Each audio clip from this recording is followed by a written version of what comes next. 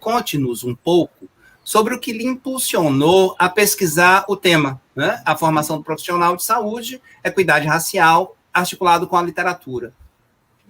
Então, não foi o projeto que eu submeti quando eu passei na seleção do mestrado.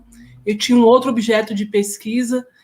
Eu queria estudar as PICs, e por que as PICs, as práticas integrativas de saúde, tinham práticas orientais e não tinham práticas negras? Por que as pipocas que minha avó passava lá em casa, ou os banhos que a gente tomava, não estavam inseridos na saúde? Isso me inquietou como meu problema de pesquisa. Mas depois, quando eu fui me aproximando da pesquisa, iniciando o meu processo, eu fui vendo que aquele objeto estava muito próximo de mim e existiam muitas coisas dentro de mim que eu ainda não estava pronta a discutir, por conta de uma ligação com o objeto, né, de pesquisa. Eu seria parte de uma transformação pessoal que eu não estava pronta a viver, para poder vivenciar essa experiência de pesquisa. E aí, nessas andanças da vida, nas encruzilhadas da vida, eu conheci Carolina das Mercês, uma baiana, jornalista, fantástica, escritora, que falou de quarto de despejo. A gente estava numa roda de conversa no Jovem de Expressão, aqui, num lugar aqui chamado, numa cidade, próxima cidade satélite chamada Ceilândia. Estava numa roda de conversa e ela falou de Carolina Maria de Jesus. E como eu já estava no processo do mestrado, quando eu comecei a ler o quarto de despejo, eu falei, é isso, essa mulher tem muito a dizer.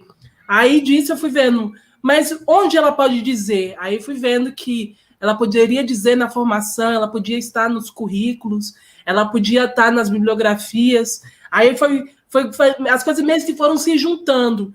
O meu conhecimento como bibliotecária, a minha atuação como servidora do Ministério da Saúde, o conhecimento que eu estava tendo no mestrado, toda a imersão que eu estava tendo na saúde coletiva. Então, tudo isso se juntou ali, e Carolina falou assim, ela meio que me ensinou que tudo estava conectado, sabe? A minha história pessoal, ela estava conectada a tudo isso. Então, foi esse boom, uma encruzilhada que fez com que fosse um momento propício, rico, sabe? Vivo. Carolina propiciou tudo isso. Interessante, né? Interessante porque você vem, né, da área de informação, da biblioteconomia, aí articula este saber, né, com a literatura, né, com a saúde coletiva e com o seu envolvimento profissional. E aí te dá esse empoderamento para você tratar deste fenômeno, deste objeto, que é a informação em saúde para a população negra. E aí eu fico também curioso, né, em saber o que inquieta, tem como a gente está tratando, né, das suas experiências de pesquisa e profissionais, tem como você relatar mais um pouco para nós quais as suas experiências profissionais com a própria temática? Então, eu fui convidada, né, a ser coordenadora do Sistema Nacional de Bibliotecas Públicas no Ministério da Cultura, e foi da gestão do Christian no Sistema Nacional de Bibliotecas Públicas. O Christian era o diretor do DLLB, Departamento de Livro, Literatura e Bibliotecas, e saí do Ministério da Saúde, estava na biblioteca do Ministério da Saúde, e fui para a Cultura. E lá na Cultura eu tive essa oportunidade de vivenciar a parte de política pública, né, porque na parte que eu atuava até então, era uma parte mais área meio, sabe? Você ficava numa parte mais administrativa, eu catalogava, inseria, mas eu não discutia aquelas coisas que eu catalogava. Eu não fazia parte da discussão daqueles materiais que eu inseria nos acervos.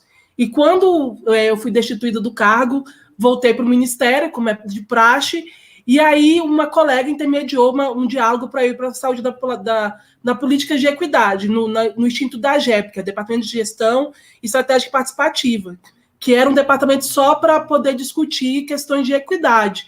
E aí esse departamento depois ele acabou sendo extinto, tal, nessa nova reformulação que estamos hoje, mas na época eu fui convidada a participar dessa população negra. Não existia uma mulher que nessa área, né, nas pessoas que estavam ali, tinha algumas pessoas, alguns homens que já discutiam, já estavam ali fazendo várias atividades, o plano operativo da política, tal. Só que não tinha uma mulher negra. E a diretora falou assim, vem discutir aqui, eu preciso dessa mulher negra aqui. E aí foi que começou essa imersão, porque eu já tinha passado pelo meu despertar racial, né? Eu já tinha me tornado negra, né? Porque esse processo ele foi bem longo para mim. Esse processo de me tornar negra, ele demorou anos para eu me tornar negra, de ter o meu entendimento como uma mulher negra, entendimento da minha racialidade, do meu pertencimento racial, das desigualdades que eu estava inserida por ser uma mulher negra. Então, quando eu cheguei nesse momento na minha vida, eu já estava desperta de várias inequidades, né? Já estava desperta da desigualdade.